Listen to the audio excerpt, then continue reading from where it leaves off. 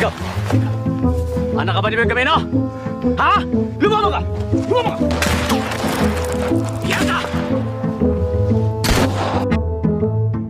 Sa mga kamay mo na ang labanan. Paano ako lalaban? Kakagatin ko sila?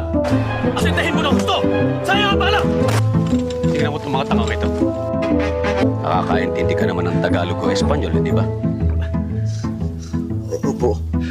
Putang ina mo.